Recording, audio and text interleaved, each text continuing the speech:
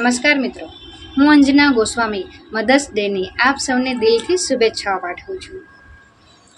મિત્રો, આજના દિવસે હું મારી માતા અને મારી સાસુમા પાસેથી જે મને શીખવા મળ્યું છે એ વાત શેર કરવા માંગુ છું. મારી મમ્મી પાસે મને સમયનું મેનેજમેન્ટ કઈ રીતે કરવું એ શીખવા મળ્યું છે.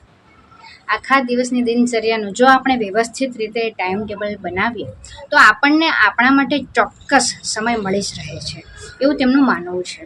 અને આ વસ્તુ મને આજે ખૂબ કામ આવી રહી છે. મારી સાસુ પાસે મને હકારાત્મક અભિગમ કઈ રીતે કેળવવો એ શીખવા મળ્યું છે.